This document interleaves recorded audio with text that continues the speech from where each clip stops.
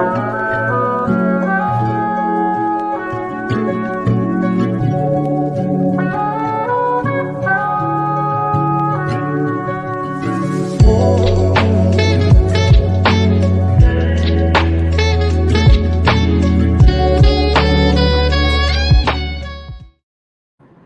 morning, everybody. It's Jeremy Speaks, and I'm coming at y'all again today, early in the morning, on my way to work to talk to y'all about a piece of, my review that I'm going to be doing later on tonight for Real Housewives of Potomac.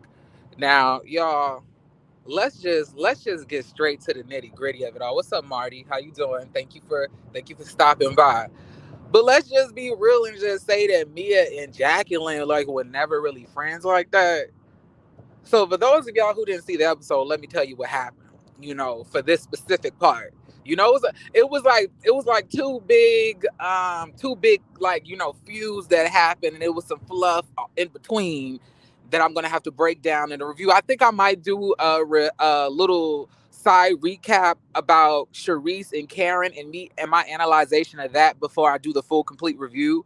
Um, later on the day, probably around my lunch break, I can like skip off and go and do that and come back and talk to y'all about it. But that besides the point. Now listen. Now apparently Mia and Jacqueline had got into it on the airplane on the way to Mexico, because y'all know we're going to Mexico for Ashley's. I don't know if it's her birthday celebration or just some celebration. I kind of forgot. Now they get on to the airplane, and apparently Tita Talks, who we all know, and I'm not gonna say Mia's sister, because we all know who it is. It's Tita Talks. So Tita Talks apparently had called Mia, to try to see what Jacqueline's kids were, because she's babysitting the kids apparently at Mia's house, because she's also babysitting Mia's kids as well. And when she gets hold on, y'all, I'm ordering from Starbucks too. Give me a second. Hello, can I please get a grande mocha cookie crumble with 2 shots of toffee nut syrup, and then 3 shots of mocha, and then caramel drizzle, and then can I also have a cinnamon toffee cake? Cinnamon coffee cake, my bad. Absolutely. What else can we do for you today? And that'll be it for me. All right, it's going to be $12.15 for your window. All right, thank you. Thank you. I'm sorry, y'all. I am so ghetto, huh? I just need to get this, because I'm on my way to work. If I don't get this coffee, I'm not gonna be in a good mood. Give me a second. Hello. Okay. Here you go.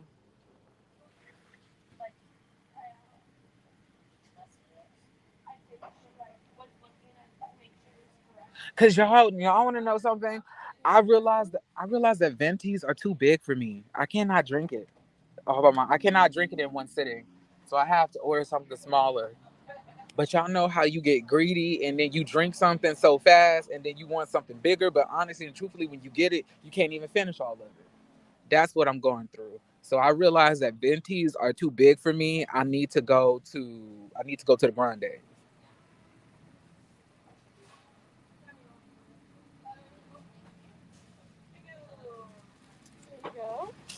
Thank you.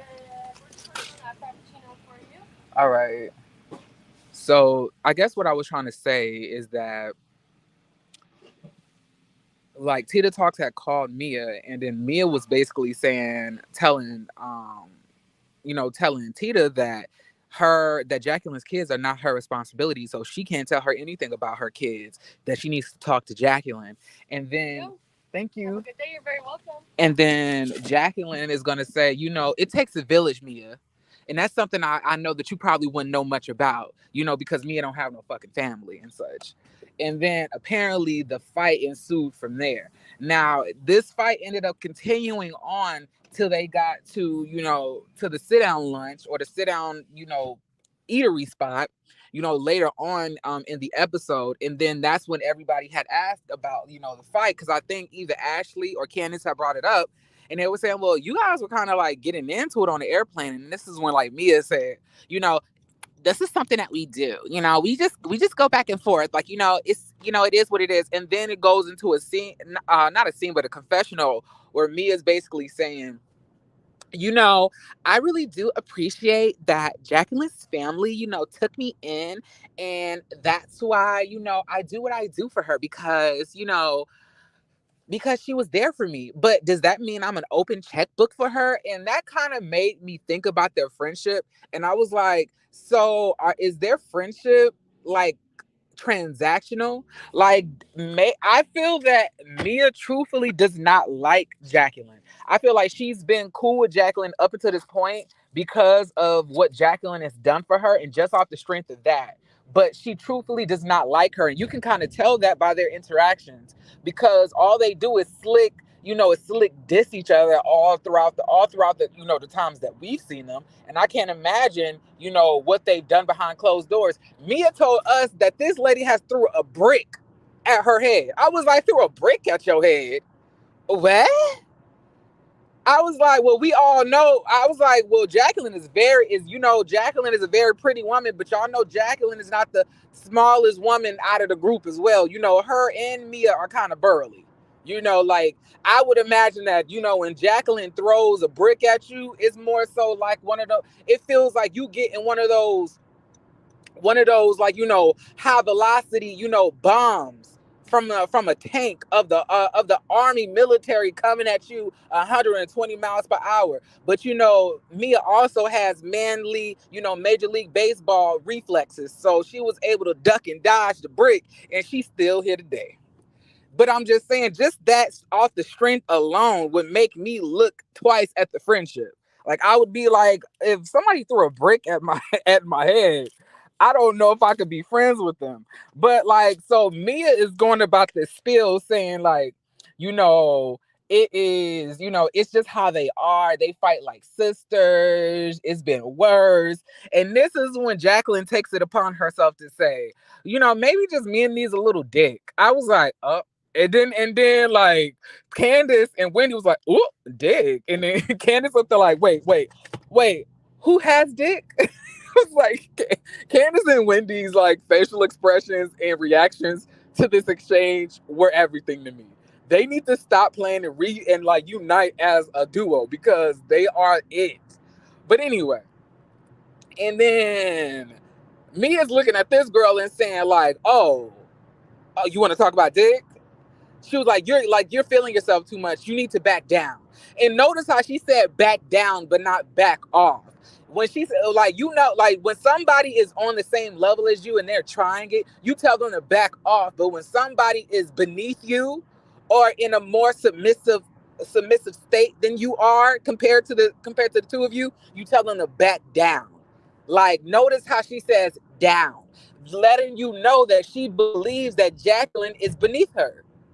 Like, like I noticed, I was like, so she feels that Jacqueline is beneath her. I mean, truthfully and honestly, Jacqueline is a very pretty girl, but she has been dressing pretty frumpy every episode.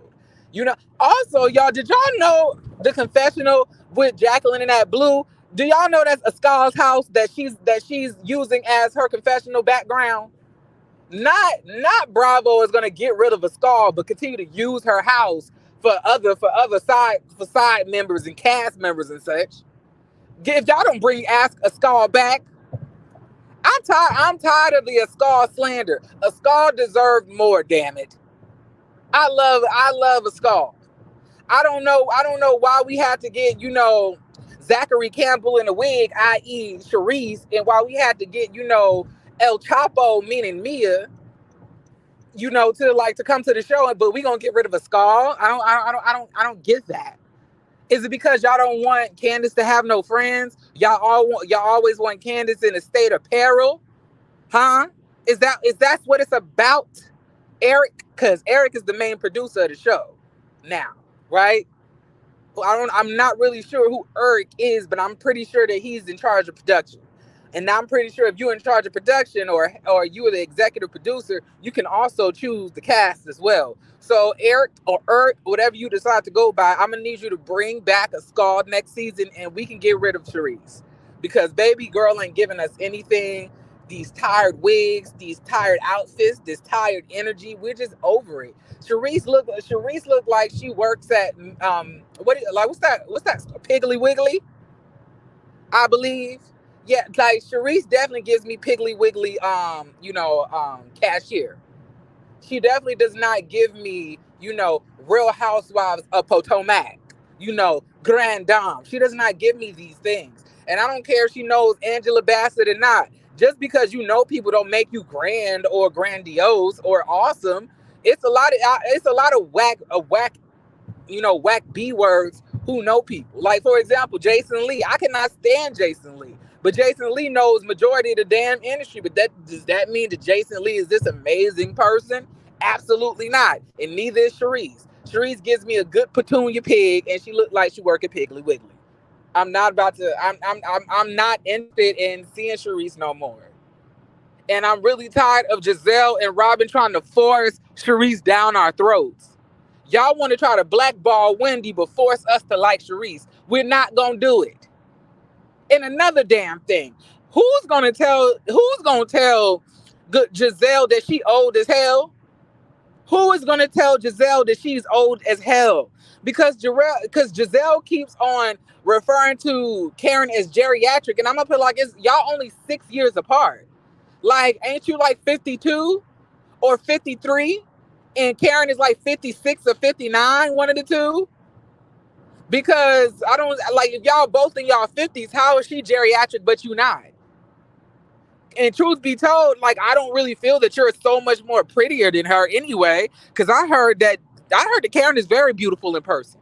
Not saying that she's not beautiful on camera, but I'm just saying that I'm just getting real sick and tired of Giselle acting like she ain't in her damn 50s. Like, girl, your neck is sagging into your cleavage, and you don't even know how to install a wig properly, nor pluck the frontal. Like, what are you talking about? Don't act like you ain't coming out of 1968 your damn self. Like, I'm gonna need Giselle to get to to get with it. She's wearing these like these Ikette wigs. When the Tina Turner and the Ikettes, they used to have those wigs with no closures and no parts in them. That way they was able to shake them hoes around as much as they can. That's why I always say Giselle be wearing shake and go wigs. Straight from the Tina Turner collection. Like I don't like Giselle, y'all. I'm sorry. Excuse me for that. I just don't like her. I don't see it for I don't see it for her. But anyway, let me get back to Mia and Jacqueline's fake friendship. So she says like yeah, she needs some dick, and then Mia looks at her and say, "Oh, you are you sure want to talk about that? You need to back down." And then Jacqueline is like, "I'm tired of getting embarrassed on national television." She said, "I'm tired of being embarrassed on national TV." She said, "You back down." And then Mia looks at her and said, "Oh, okay, really? That's what we're gonna do? Okay, well, how about this? Close your legs to married men, bitch." And then she takes a drink, and then Jacqueline looks at her and up here, and she just breaks down into tears. She was like, "How can you fucking say that to me? I fought for you all my life. I'm fucking done with you." I was like, what is going on here? I was just like, it was so chaotic and so confusing. I was like, why this strong emotional reaction to Mia telling you that? Give her the same energy you gave Candace when you told Candace to sit the fuck down and shut up when y'all was in Miami. Go. I was like, tell her that. I was like, now is not the time to cry, Jacqueline, because you started this argument. You literally started the whole dick thing. So speak up for yourself. Now you upset and mad because she put you on blast, and like we're not gonna sit and act like Mia's the best friend. Mia's a terrible person. We all know that.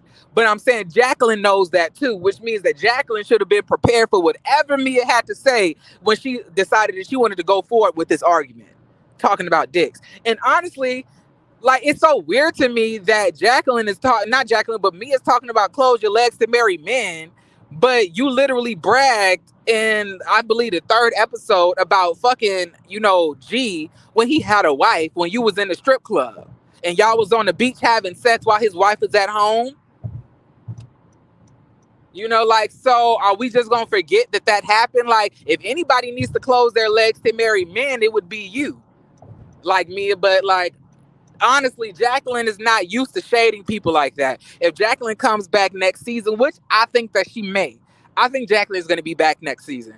I would definitely say if Jacqueline comes back, she needs to work on her shading skills. So, Jacqueline, if you want to get through Tita Talks and talk to me for a while, for me to get you together, for me to help you with this shade, I could teach you a couple of things. I could write some stuff down for you. I'm okay with ghostwriting because one thing about it, one thing for sure, I can't stand a nice girl who don't know how to shade people and she constantly getting like defeated in a shade battle.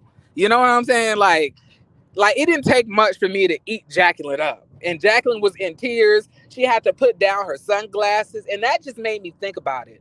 And I was like, they don't even like each other. I was like, it's a terrible friendship when you're only friends based on the fact that y'all have been friends for so long, but y'all truthfully don't get along with each other.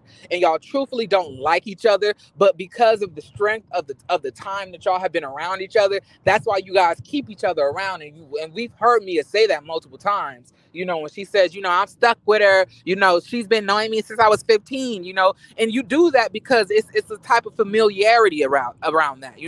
For somebody who knew you before everything, it's kind of like it keeps you grounded in a way. You have those memories as a reminder always. But does that mean that you guys like each other, that you guys need to be friends anymore? No, because it's obvious that Mia and Jacqueline have outgrown each other in different ways. Mia may not be the best person, but financially she's above like Jacqueline. So it's kind of like Jacqueline has to, be like the broke one, and she always has to fund things for Jacqueline. And Jacqueline is a better person internally than Mia is, meaning that she's grown spiritually and emotionally and more so as a character than Mia has. Mia doesn't even know who she is yet because her, like, it's all surrounding her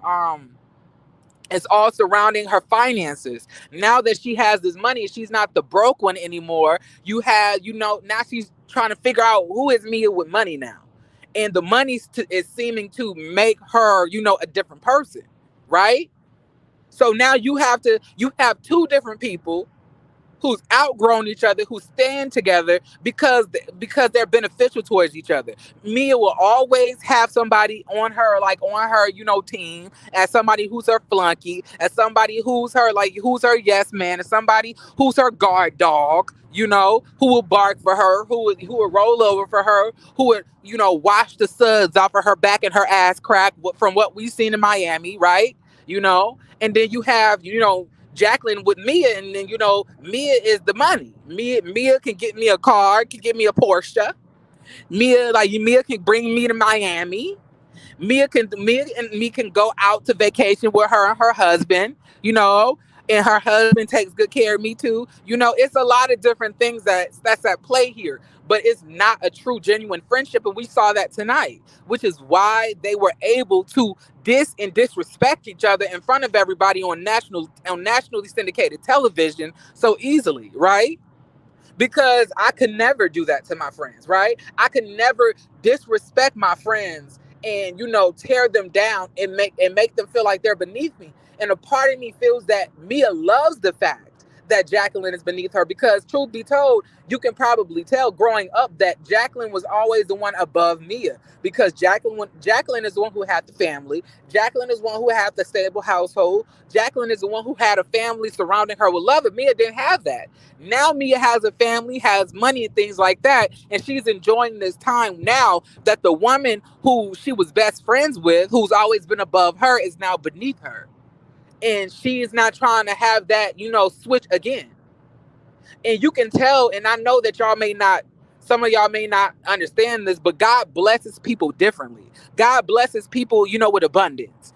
And I can tell that Jacqueline is one of those people who's been blessed with abundance in her life. Although she's been going through hard times and she's a little frumpy, she has a beautiful spirit. I can tell. I'm not gonna lie and think that Jacqueline is a nasty individual. You could tell that she's a sweet person, but when you have sweet people who are easily influenced, when they are friends with people who would do them no good and who are toxic, they end up reflecting those same type of characteristics when they're around them, right? Which is why when she's around Mia, she's more aggressive, she's more mean, she's more angrier. And that's because that's what Mia is on the inside. She's angry, aggressive, condescending. She's broken on the inside. She has a lot of things that she still needs to heal from. Family trauma, self-esteem issues, all of those type of things. And when you are somebody who's loving and nurturing, you could reflect those same type of characteristics when you're around people who are not beneficial to your spirit or to your emotion or to your mental health, right? I hope I'm not getting too deep for y'all tonight. Let me give me 1 second.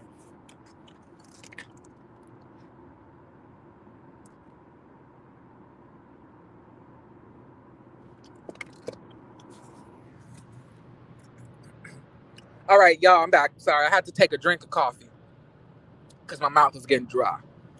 But yeah, like this friendship is very deep and complicated. Mia has probably felt because she was like brought in and taken in by Jacqueline's family, and Jacqueline's family was still surrounding her with support. She felt inclined to do things for Jacqueline, like share things that she probably didn't want to share. Do y'all think that Mia probably wanted to share her boyfriend or share her money or share her things? Probably not, because if she did, she wouldn't bring it up to talk about it. So obviously it was things that she was doing because she felt that she was like pigeonholed to do so, just out of sheer loyalty for the things that Jacqueline has done for her. And on top of that, she was able to get something out of it. She was able to look down or have a reason to look down at Jacqueline now. She's able to bring up the fact that Jacqueline don't have money like that. I helped Jacqueline get this. I helped Jacqueline get that. Right? It's so like this is like their friendship is so deep, complicated, and disgusting. It is so disgusting. Like I could never be in this type of friendship, y'all. I could never. But to each their own. But like, yeah, and like I was saying, Jacqueline is a person who's been blessed with abundance. And abundance could come in many ways. It could come in love, support, friendship, money, love, relationship, all of those different types of things. And Jacqueline looks and acts as if she has come from abundance. Jacqueline seems to me as a person who is loving, who is nurturing, who is kind, who is giving as well. So to me, she is a person who has come from things before. It's not like she's new to having things, you know? And that you can see that through her personality, through her spirit. I think that Jacqueline is a follower. I think that she reflects the personality characteristics of the people that she's around. But do I think that she's a nice person? Yes. Now me personally, I can never be friends with somebody who would treat me like that. And I would hope, my hope would be that that she's learned her lesson, and being friends or keeping friendships that you already know internally is not the best for you. Because Jacqueline has said multiple times before that her friendship, with Mia is not the best friendship that she's had. It could be better. Mia has these issues. Mia always wants to control her and such like that.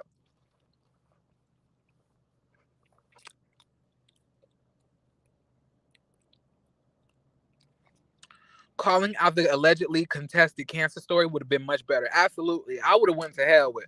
If Mia decided to go to hell, I would have went. I would have went to purgatory. Okay.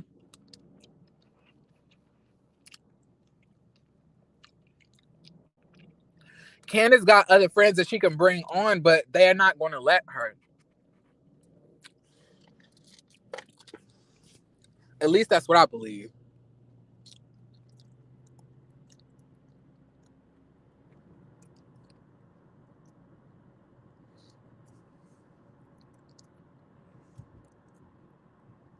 Jacqueline does not bring anything to the show to come back. I think Jacqueline has potential though. I wouldn't be against her coming back. She does not really she doesn't really irritate me. Like, I wouldn't be upset with her coming back. I think that it would be really nice to see Jacqueline, grow as a person into who she wants to be. You know what I'm saying? So I would like to see that, especially if it's without Mia. I would definitely like to see Jacqueline work herself in this group. And we need more nicer people in the group. Because if we bring somebody who's just gonna be bandwagoning with Giselle and Robin, I'm not here for it. And something tells me that, Jacqueline would be either a Karen or Candace, fan as the season progresses, because Candace is literally there for her, so is Wendy. Wendy and Candace swooped in to protect Jacqueline. Now, I don't know why they did that. I wouldn't have done that. I would have been at the table laughing at Jacqueline's pain because she tried me in Miami, but they're nicer than me. They're like I said, they're nice women. They're kind women. Way more sympathetic than Jeremy could have been. Because if you was out here dragging me in Miami and telling me why I could not go, if I saw you get embarrassed, baby, I'm laughing in your face.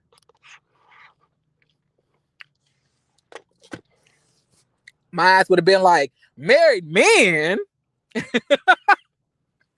I would have been repeating shit. I would have been instigating. It would have been I would have been getting my life.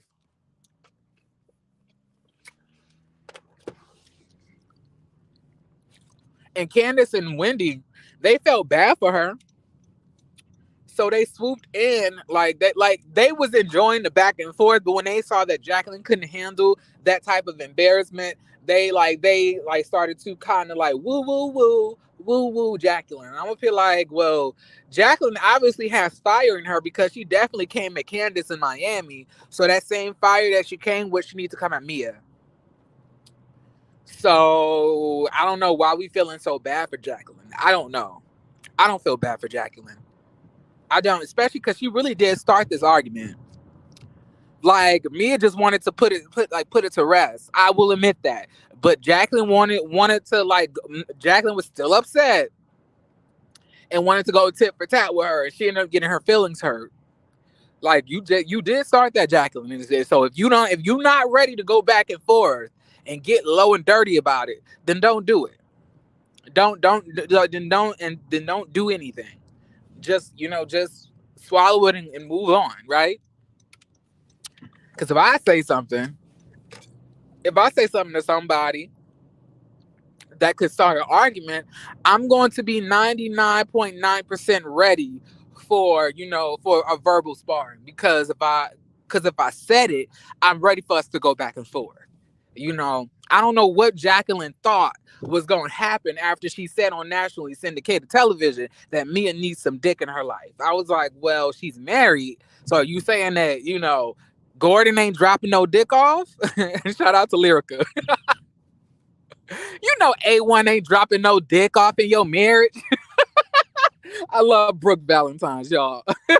I love Brooke. I used to love her on Love and Hip Hop. All right, y'all, but listen. Your boy Jeremy has reached his destination, and I hope y'all loved this little ride along with me, because I really enjoy, talking to y'all and doing all of that good stuff. All right, but if nobody ever told y'all are loved, y'all are important, and I love you. Okay, so know that you're worthy, know that you're loved, know that you deserve to be here in these times of perilousness, in these times of hectic energy and things like that. So, like, we can all feel so many different types of ways, but understand that Jeremy love you. Okay, so give me a hug, y'all. I hope y'all felt that, because I know I did. And I hope you guys have a beautiful, beautiful rest of y'all day. And I plan on doing the same. Okay, wish me well, because I'm about to go to day and work and I'm about to get stressed out. Okay, see y'all later. Bye.